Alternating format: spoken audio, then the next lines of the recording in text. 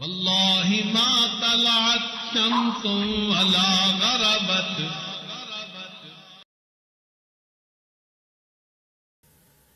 تو انسان جب سیکھتا ہے، سمجھتا ہے، مشائخ کے ساتھ رہتا ہے، پھر انسان کی سوچ بھی شریعت کے مطابق ہو جاتی ہے، طبیعت بھی شریعت کے مطابق ہو جاتی ہے. اچھا، اس کا کیا مطلب ہے کہ دنیا کی لذات کو ترک کریں تو لذتیں نہیں ملتی ہیں؟ نہیں، ایسی بات نہیں ہے. اللہ تعالیٰ شاید زیادہ لذتیں عطا فرماتے ہیں. تو دل کا حال یہ ہوتا ہے کہ خشک روٹی بھی ملی تو اللہ کا شکر ادا کروں گا، کوئی مسئلے والی بات نہیں ہے، بندہ خوش ہو کے کھا لیتا ہے. لیکن اللہ رب العزت دسترخوان پہ 20 طرح کے کھانے لگا دیتے ہیں.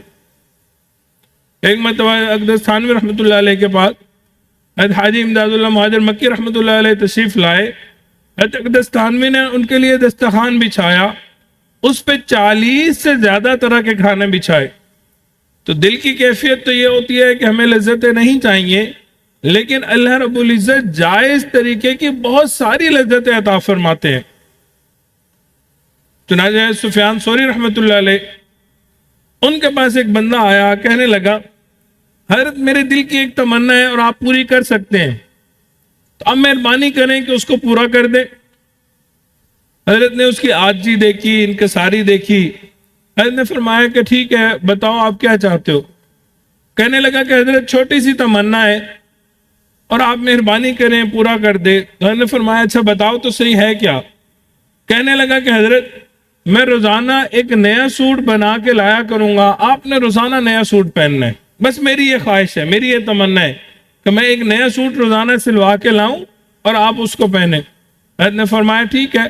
چنانچہ تمام زندگی آگے جتنی گزری، وہ شخص روزانہ ایک نیا سوٹ سلوا کے لایا کرتا تھا.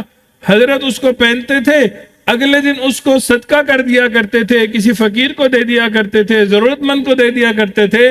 وہ بندہ نیا سوٹ لا کے دیتا تھا. پوری زندگی یہ عمل چلتا رہا.